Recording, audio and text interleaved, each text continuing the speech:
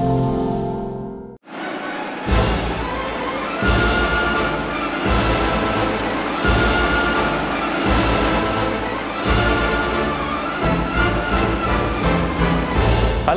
today in the paper review, who fancies a trip around the world in 80 headlines? Me too. We've only got 20 though, but we'll see how far that takes us. And no question where we start this week with a very special young man, a player who faced the supreme personal challenge this week and reached deep in his locker to come up with something that perhaps no other man would be capable of.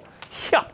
It's Leo Messi's dinner jacket. What on earth, Leo, is going on there? An astonishing garment sported by Leo while winning his third straight golden boot and, I'd guess, a dare with his teammates. El Mundo's headline, hat trick of Messi. Leo, of course, no stranger to this kind of thing. Last year, you recall, he went to the FIFA gala in a polka dot affair. So eye-bleedingly bad, many believe it's the real reason that Ronaldo doesn't go to award ceremonies anymore. Now, speaking of Ronaldo, he also had a big week, of course, and he too spent it with a rum-looking outfit across his shoulders. The Portugal team, who he, by popular consent, picked up personally and carried to the World Cup. Let's see some headlines, eh? Here's Diario de Noticias with Ronaldo from another world takes us to the World Cup. Cracking one here from Ebola.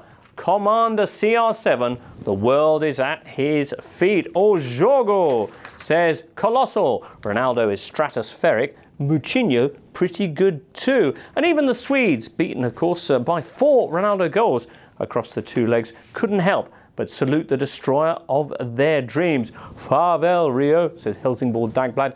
The time was there, the will was there, even the opportunity was there in this game, but unfortunately the Cristiano Ronaldo was also there. Or, as Aftonbladet put it, Neeeej.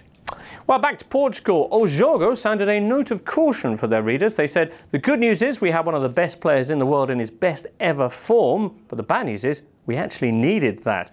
But Ebola aren't concerned. CR7 is the best, they say, and this was 100% his work. It wasn't his teammates but Ronaldo who literally dragged them out of their depressive trance. It was this genius's masterpiece, and we are lucky to be alive to see him play. Well, there you go.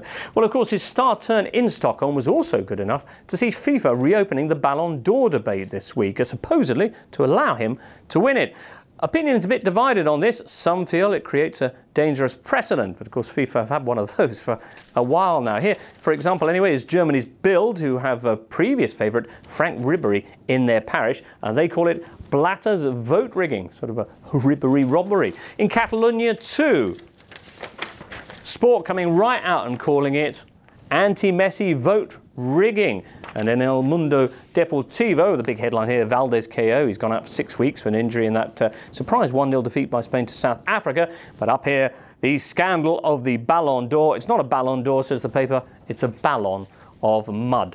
Elsewhere, though, the Gazzetta in Italy says FIFA have done the right thing. Give Cristiano il pallone d'oro. He deserves it. And how about this for a surprise? In Madrid, they agree. Madrid's sports paper AS making a pretty compelling case for Cristiano. Can you think of anyone better? Asked their headline. Tuesday wasn't a one-off. Those were, in fact, goals number 64, 65 and 66 by Ronaldo this year alone. That's more than most whole teams have scored. Now, Cristiano and Frank Ribery play in the same position, points out the paper. If you were picking a team then, which one would you choose? Well, pretty compelling case.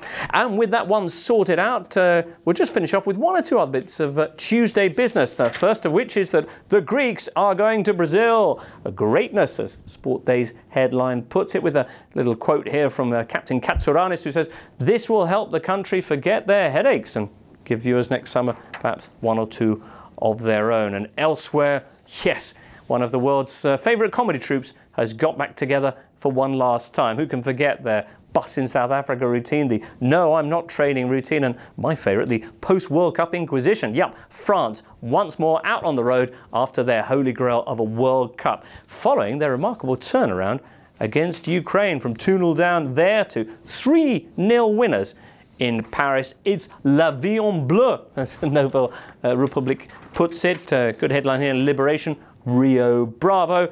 And in L'Equipe, simply France 3, Ukraine 0, respect. They salute Deschamps' revolutionised team, which turned around that first leg deficit. They call Mamadou Sakho Lilian Thuram like in his performance. They reckon Mathieu Valbuena is going to be one of the big winners. And as for the big loser, that's a certain Samir Nasri.